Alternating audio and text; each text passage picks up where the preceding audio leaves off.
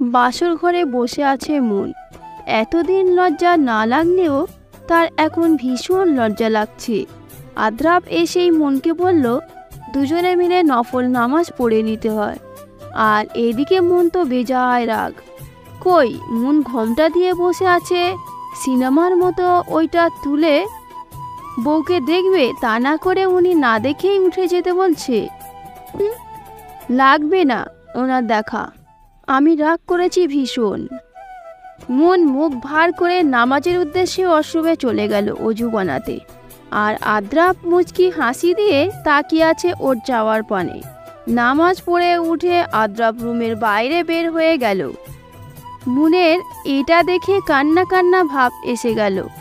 বিয়ের প্রথম রাত নিয়ে কতজনের কত আশা থাকে, আর আদ্রাপ একটু সময়ও দিচ্ছে না।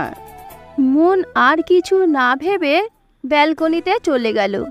এখন সে কাঁদবে ভীষণ করে যে কেন আদ্রাপ ওর সাথে ভালোভাবে কথা বলল না, তার উপর নামাজ পড়েই রুম থেকে কেন বেরিয়ে গেল। আসুক ও, মন আর কথা বলবে না আদ্রাপের সাথে। আজ পূর্ণিমা, চাঁদের আলোয় চারিদিকে সব স্পষ্ট। মন যখন ব্যালকনির গ্রিলে হাত রেখে চাঁদ দেখতে ব্যস্ত, তখন ঠিক একজোড়া হাত তার গলায় কিছু একটা পরিয়ে পাশেই সরে দাঁড়ালো। মনের আর বুঝতে বাকি রইল না এটা কে। মন মুখ ঘুরিয়ে ফেলল ওই দিক থেকে। সে ভীষণ রাগ করেছে আদ্রাপের উপর। আজকের চাঁদটা ভীষণ সুন্দর, মনে হচ্ছে যেন কারোর সাথে অভিমান করেছে। একবার মেঘের আড়ালে চলে যায় তো আরেকবার বের হয়। মন এই কথার জবাবে কিচ্ছু বলল না, মুখ ফিরিয়ে নিল। কিভাবে এর অভিমান ভাঙা যায় বলো তো মন পাখি? মন এই কথার জবাবে কিচ্ছু বলল না, মুখ ফিরিয়ে নিল। চাঁদকে যখন সুন্দর বলছেন তখন ওরের থেকে জিজ্ঞেস করুন আমাকে কেন। আমার পাশেই তো চাঁদ, তোমাকেই বলেছি। এই চাঁদকে তো প্রতিদিন দেখি, কিন্তু আমার পাশের চাঁদটা সহ একসাথে তো এই প্রথম দেখছি দুই চাঁদ একসাথে। সরেন এখান থেকে। আদ্রাপ মুচকি হেসে মনের গলার দিকে এগিয়ে আসতেই মন চোখ মুখ খিচে বন্ধ করে পিছন দিকে সরে গিয়ে কাঁপা কাঁপা ভাবে বলে উঠল, আমি এখন অনেকক্ষণ হয়ে যাওয়ার পরও কোনো কিছুর আভাস না পাওয়াতে মন এক চোখ খুলে দেখতে পেল আদ্রাপের হতভম্ব মুখটা। এরপরই আদ্রাপ উচ্চ স্বরে হো হো করে পেট চেপে ধরে হেসে উঠল। মন তো হতবাক, এখানে হাসির কি বলল সে। পরক্ষণে নিজের বলা কথাটা ভাবতেই লজ্জায় কুঁকড়ে গেল সে। সিরিয়াসলি মন পাখি, আমি তোমার গলার ধারে কাছে যেতেও এখন তোমার প্রস্তুতি লাগবে? এই দেখো, তোমার গলাতে আমি এখানে এসে এটা পরিয়ে দিয়েছিলাম, আর নামাজ পড়ে বাইরে বাবার রুমে এটার জন্যই গিয়েছিলাম। ওই দিন ভুলে ওখানে ফেলে এসেছিলাম। নিজের গলার রকেটটা নিয়েই দেখলো একটা লাভের ভিতর চাঁদ লেখা খোদাই করা আছে। অসম্ভব সুন্দর রকেটটা। তার মানে কি আদ্রাপ মুন অর্থ চাঁদ বুঝাতে চেয়েছিল? পছন্দ হয়েছে চাঁদ? হ্যাঁ ভীষণ। তারপর আদ্রাপ মুনকে কোলে তুলে নিল আর বলতে লাগলো, এই 2 বছর অনেক কষ্ট দিয়েছ, আজ সব সুদে আসলে ফেরত নেব। কিন্তু কোনো কিন্তু না মন পাখি, আজ তোমার কোনো কথা শুনবো না। তারপর মনকে কিস করতে থাকে। একে অপরের ভালোবাসায় মিশে যায় দুজনে। এভাবেই তাদের প্রথম রাতটা কেটে গেল। সেদিনের পর থেকে সব কিছুই আরও সুন্দরভাবে চলতে লাগলো। শুধু একটা জিনিসে মন ভীষণ রাগ, কারণ আদ্রাপ আজ পর্যন্ত তাকে ভালোবাসি কথাটা একবারও বলেনি। হয়তো বা মনের কোথাও এখনও অতীতের বিশ্বাস ভাঙাটা রয়ে গিয়েছে, এখনও বিশ্বাস করে উঠতে পারেনি। আদ্রাপের অফিস থেকে আসার সময় মুনের জন্য চকলেট, বেলি ফুল আনা আর মুনের কেয়ার ভালোবাসা দিয়ে পরিবারটাকে আরও বেশি আগলে নিয়েছিল। এরপর খুশিটা আরও বেশি বেড়ে গেল যখন শুনল মুন মা হতে চলেছে। আদ্রাপ তো সেই খুশি। এভাবেই 8 মাস চলে গেল। এরপর আদ্রাপ আর টাইম পায়নি কাজের চাপে, তাই মুনের 8 মাস চলাকালীনই প্ল্যান করলো লং জার্নি দিবে, কারণ মন নিস্তব্ধ রাতের জার্নি বেশি পছন্দ করে। ওই দিন অফিস থেকে এসেই দুজনে পুরো রাত গাড়ি করে ঘুরবে, এই বলে গেল আদ্রাপ।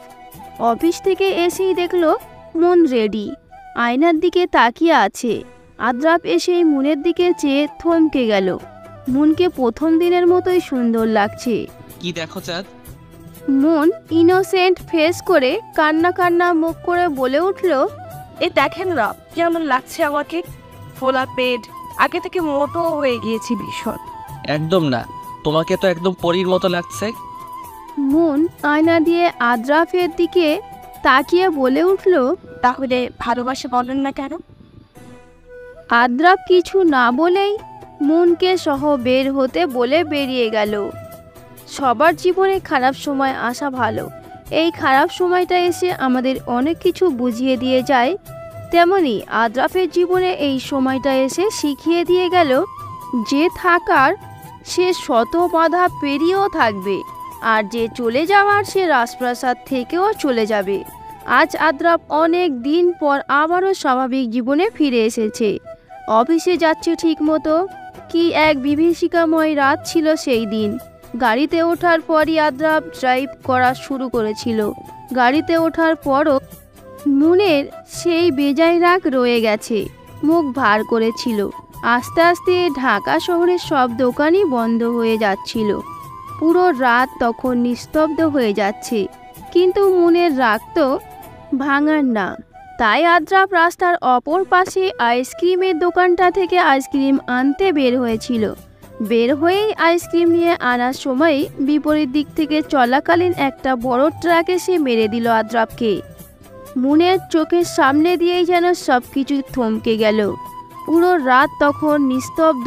পাশেই কয়েকজন দোকানদার বেরিয়ে এসে আদ্রাফের চারপাশ ঘিরে ধরল।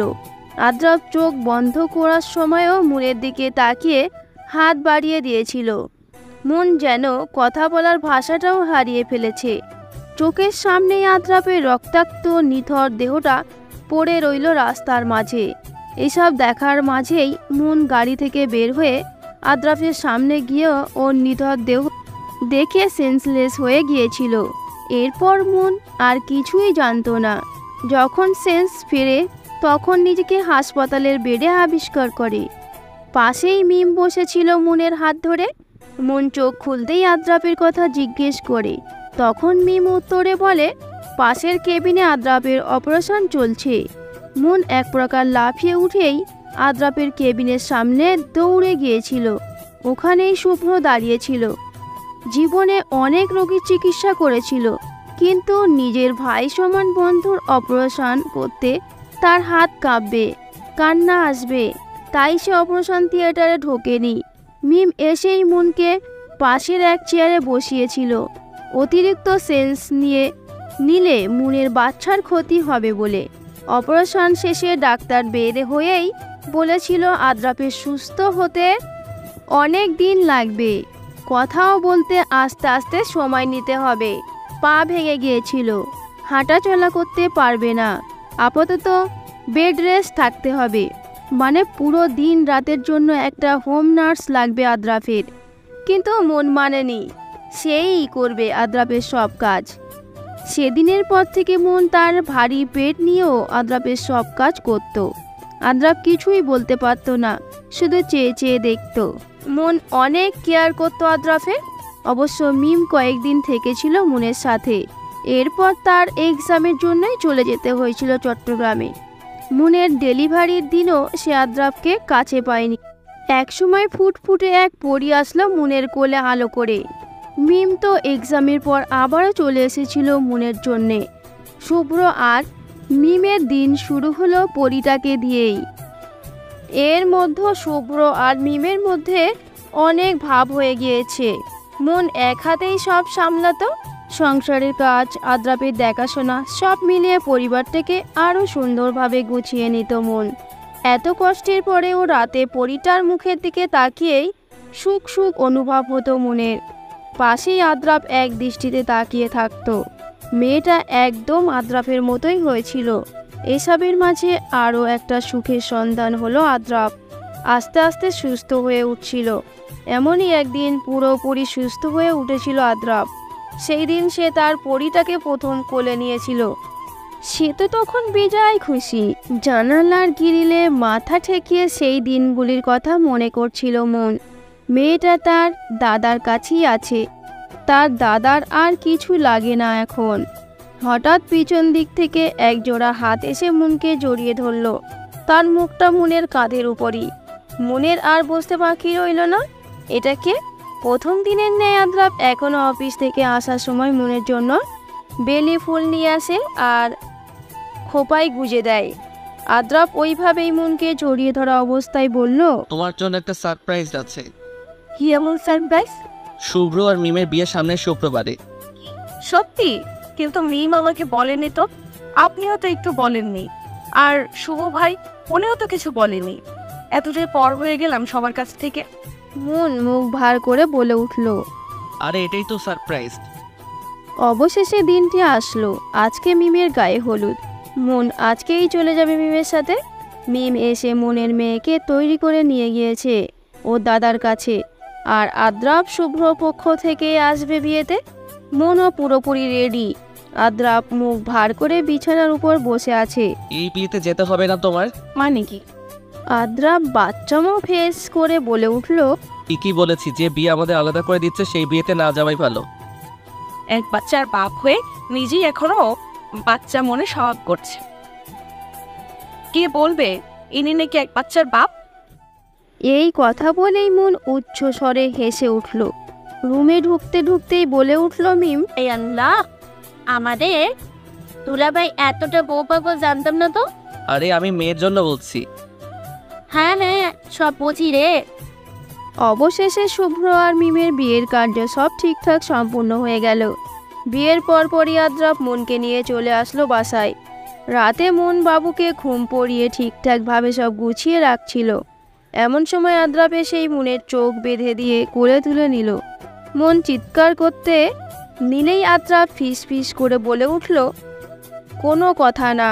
আদ্রাপ মুনকে ছাদে নিয়ে গিয়েই চোখ খুলে দিল। মন চোখ খুলতেই হতবাক। ছাদটা খুব সুন্দর করে সাজানো হয়েছে, ছোট ছোট লাইট দিয়ে আর একটা ছোট্ট কেক সহ। কেকের উপর লেখা শুভ্র বিবাহবার্ষিকী, বউ ভালোবাসি চাঁদ। মন পিছন ফিরতেই দেখে আদ্রাপ হাঁটু মুড়ে বসে মুনের কে রিং বাড়িয়ে দিয়েছে। মুনের তো খেয়ালই ছিল না আজ তাদের বিবাহবার্ষিকী এটা। আদ্রাপ হাঁটু মুড়ে ওই অবস্থায় বলে উঠল, ভীষণ ভালোবাসি চাঁদ। তুমি আমার মুখ থেকে শুনতে চেয়েছিলে না? জানো আমার ভালোবাসার সম্পর্কে বিশ্বাসটা পুরোপুরি আসেনি কোনোদিন। তাই তো এত কেয়ার করার পরও তোমাকে কোনোদিন বলা হয়নি ভালোবাসি। আমার বাবারও প্রেমের বিয়ে ছিল, বাবাও ভীষণ ভালোবাসতো ওনাকে। আস্তে আস্তে বাবা ব্যবসা নিয়ে বিজি হয়ে পড়ে, আর আমার জন্মদাত্রী আমার 8 বছর চলাকালীন পরকীয়াতে জড়িয়ে পালিয়ে গিয়েছিল। কিন্তু আমার বাবা তাও কোনোদিন আজ পর্যন্ত ওনাকে খারাপ বলেনি। আমার বাবার ভাষ্য মতে হয়তো বাবা তার স্ত্রীকে ঠিকমতো ভালোবেসে আগলে রাখতে পারেনি। কেমনে পারল ওই মহিলাটা একটা বাচ্চা রেখে পালিয়ে যেতে? তাদেরও তো প্রেমের বিয়ে ছিল, ভালোবাসা ছিল অনেক, তবুও কিভাবে পারলো এটা করতে? সেই পর্যন্ত আমি ভালোবাসা শব্দটাকে ঘৃণা করতাম। কিন্তু তোমাকে যেদিন আমি প্রথম দেখি সেই দিনই ভালোবেসে ফেলেছি। তুমি আসার পর আমার সেই আগের বিশ্বাসটা ভেঙে দিলে। আমার অ্যাক্সিডেন্টের পর তুমি শিখিয়ে দিলে আসলেই সবাই এক নয়। তুমিও চাইলে তখন আমাকে ছেড়ে যেতে পারতে। টানা 3 মাস তুমি তোমার শরীর খারাপের মধ্যেও আমার খেয়াল রেখেছিলে। মানুষের জীবনে তো অনেক কিছুই অপ্রত্যাশিতভাবে হয়ে যায়, তেমনি করে তুমিও আমার জীবনে হঠাৎ করে চলে আসো। তুমি এসেই আমার সব কিছু অগোছালো করে দিয়েছিলে। মনের উপর তো আর কারো হাত থাকে না, কিন্তু ওই যে বিশ্বাসটা যে আসতো না আমার। আমি জানি তুমি কাছে থাকলে আমার মন টানবে, তাই তো তোমাকে দূরে সরানোর জন্য সেরোগেসির প্রস্তাবটা দেওয়া, যাতে করে সেরোগেসির মাধ্যমে তোমার বাচ্চা নিয়ে আমি তোমার অস্তিত্বটা সারা জীবন রাখতে পারি, আর তুমিও যেন আমাকে ঘৃণা করো। আমি দেখিয়ে দিতে চেয়েছিলাম একটা বাচ্চা মা ছাড়া সুন্দরভাবে জীবনে বাঁচতে পারে, কিন্তু তুমি দূরে যাওয়ার বলেছি তোমাকে বলবার নয়। আমার ধারণাটাও বদলে দিলে তুমিও দেখিয়ে দিলে সবাই এক নয়। এই যে এখন দেখো, এত কিছুর পরেও তুমি আমাকে ছেড়ে যাওনি, এক হাতেই সব সামলিয়েছিলে।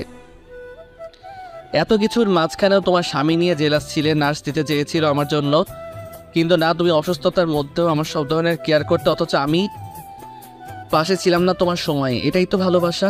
সত্যিকারের ভালোবাসা ছেড়ে যাওয়ার নয় চাঁদ। তুমি আমার আগের অতীতের বিশ্বাসটা ভেঙে দিলে চাঁদ। ভালোবাসি অনেক অনেক, হয়তো তোমার মতো করে বাঁচতে পারবো না, কিন্তু তবুও সবচেয়ে বেশি চেষ্টা করব। তুমি যে আমার মন পাখি। মন তো ওখানেই দাঁড়িয়ে কান্না করে দিয়েছে। এই কান্না যে দুঃখের নয়, সুখের। অবশেষে আদ্রাপ মুখ ফুটে বলল, এটাই তো শুনতে চেয়েছিলাম আদ্রাপের মুখ থেকে মন। আদ্রাপ উঠেই মনকে রিং পরিয়ে দিয়ে চাঁদের দিকে ইশারা করে বলে উঠল, পূর্ণিমার চাঁদের মতোই তুমি আমার অন্ধকার জীবনটাকে আলো করে দিয়েছো। রাতের বেলায় চাঁদ যেমন পুরো আকাশটাকে সুন্দর বানিয়ে দেয়, ঠিক তুমিও আমার জীবনে এসে জীবনটাকে সুন্দর করে দিয়েছো। আমার জীবনে তুমি আমার চাঁদ, আমার জীবনটাকে তুমি পূর্ণ করে দিয়েছো। তুমি হিনা এই আদ্রাফের জীবন অপূর্ণ, তুমি আমার পূর্ণতা মন পাখি। বন্ধুরা গল্পটি কেমন লাগলো তা অবশ্যই কমেন্ট করে জানাবেন।